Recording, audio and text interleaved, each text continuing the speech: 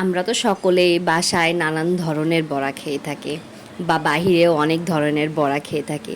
কখনো কি এই বড়াটা ট্রাই করা হয়েছে? আসসালামু আলাইকুম, আমি মাহি। আপনাদের সবাইকে স্বাগত মাহির রান্নাঘরে।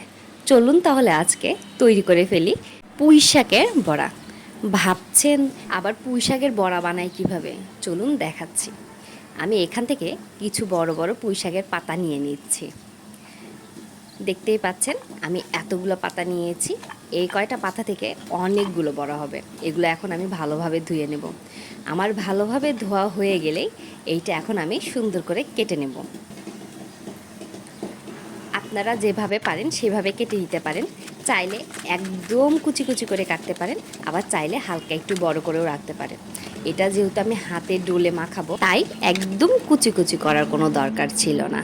আর এখানে কিছু মশলা নিয়ে নিচ্ছি। এই যে রসুন, কাঁচামরিচ, পেঁয়াজ, লবণ, মরিচের গুঁড়া, ধনিয়া গুঁড়া, জিরা গুঁড়া আর হলুদের গুঁড়া। চলুন কি কি শুকনো উপকরণ লাগবে সেগুলো দেখে নিই। আমি এখানে 2 চামচের মতো নিয়ে নিয়েছিলাম বেসন, আর সাথে নিয়ে নিয়েছিলাম কর্নফ্লাওয়ার।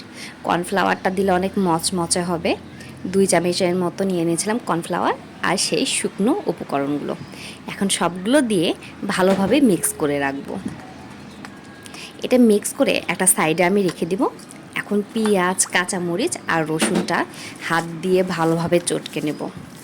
আপনারা এখানে একটা মশলা অবশ্যই অ্যাড করবেন, তাহলে দেখবেন টেস্ট দ্বিগুণ বেড়ে যাবে। এখানে আমি ম্যাগি মশলাটা ইউজ করেছি। এই ম্যাগি মশলার কারণে টেস্টটা দ্বিগুণ স্বাদ হয়ে যাবে, খেতে এতটা ভালো লাগবে কল্পনার বাইরে।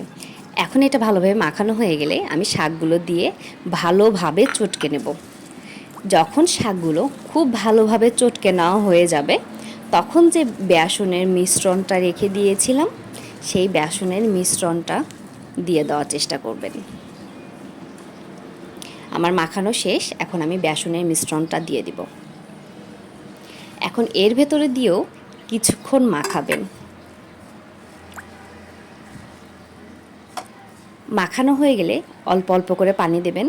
পানির পরিমাণটা আপনারা নিজেই বুঝতে পারবেন যে আসলে কতটুকু পানি লাগবে, সেই পরিমাণে পানি দিয়ে দেবেন।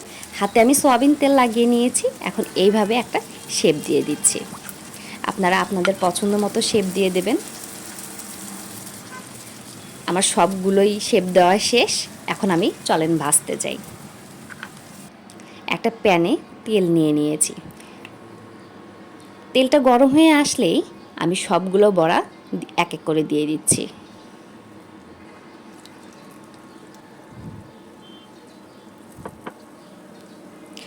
এখন বড়গুলো একটু উল্টে পাল্টে দেবেন, একটু সময় নিয়ে ভাজবেন। চুলার আঁচটা মিডিয়ামে রাখবেন, তাহলে দেখবেন খেতে অনেক মজা লাগবে। হুট করেই পুড়ে যাবে না, দেখতেও খারাপ লাগবে না বা খেতেও খারাপ লাগবে না। অবশ্যই বাসায় আপনারা ট্রাই করবেন আর খেয়ে জানাবেন আসলেই কেমন লাগলো। সবাইকে অসংখ্য ধন্যবাদ। আল্লাহ হাফেজ। আসসালামু আলাইকুম।